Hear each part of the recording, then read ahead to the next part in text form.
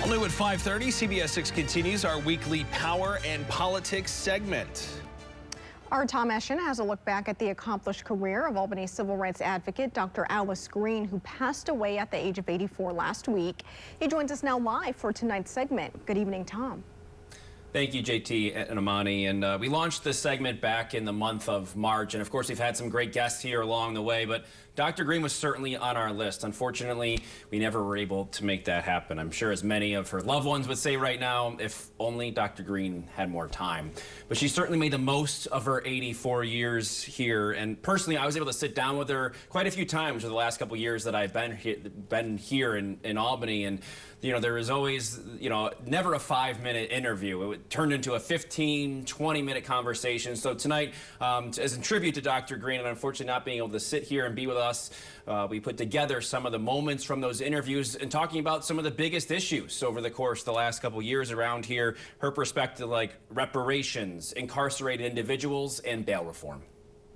We're really troubled by legislators who do not see that, do not pay attention to the research that's out there, and it's very, very clear.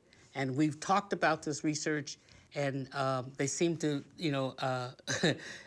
take a blind eye view towards it. But we can destroy people by putting them in jail. This is an equity issue. Why should people who have the money be allowed to do whatever and to be out on the streets, and people who have no money will be sent to jail? So for us, it's an equity issue. It's also a constitutional issue.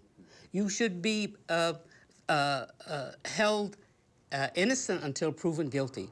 And so to put people in jail, to put them in this situation when no one has found them guilty of anything, is certainly a miscarriage of justice. Yeah, and some of the, like you said, some of the law enforcement, some of the people on the other side talk about repeat offenders and things like, oh, this person 5 times in a row, they've been let out. What would you say to them, in response to that, in terms of how they tie that also to the bail reform and them getting out and not being in a jail to keep them there? Yeah. That was something that the governor also... It's also, that happens in very few cases. And we should be thinking about how do we deal with those people in terms of providing support and help for them, rather than saying everybody now has to go to jail because someone thinks that they're going to be repeat offenders. And the research does not show that to be the case. As a matter of fact, it shows to be the opposite, that people who are released back into the community who could have gone to jail and gotten services in the community do very well. Putting a group of people together to start discussing what reparations would look like in New York. What is your reaction to that as someone that's pushed for this for a few years now? We have to understand that white supremacy, which is part of the period of enslavement, affected the ways that it affected African Americans. We came to believe that we were inferior, that we were not entitled to certain things because of our color and the enslavement experience. And so I think for us to really feel free, and I talk about this Juneteenth.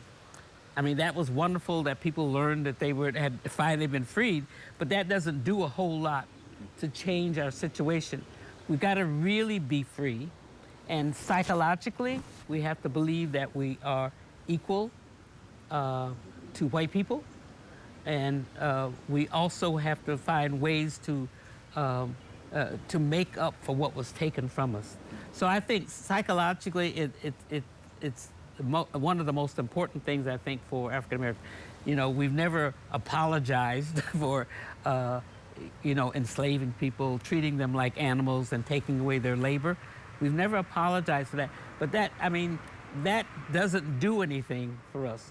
What we need to do is come to feel that we are equal to everybody else. We have got to get past our prejudgment stage and our stereotyping of people who've been incarcerated.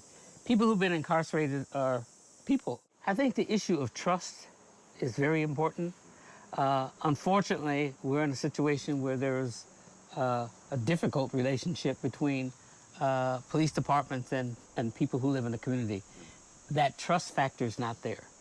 But with people who live there, who've experienced the criminal legal system, who've been incarcerated, I think a lot of young people listen to them because they can identify with them and they trust them. So, you know, I think, but those people who are out there trying to do this work need as much support as they can get from the community.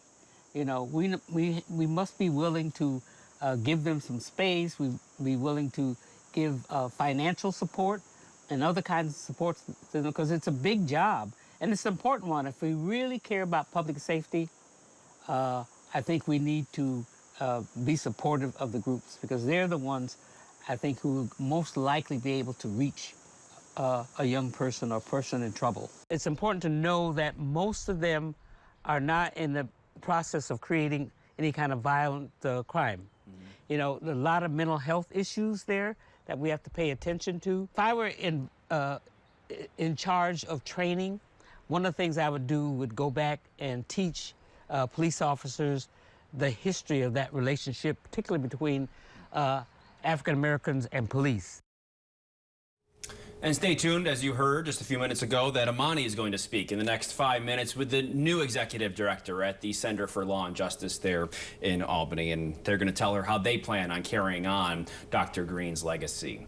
Of course, you can see much more of our conversations with Dr. Alice Green. We're going to extend this compilation, and you can see it and hear it, I guess I should say, as a podcast now. The Power in Politics podcast, available now wherever you get your podcasts. So subscribe today to hear every conversation we had thus far. And so if you subscribe, you can see all the ones moving forward into the future as well. Now let's go back to the studio.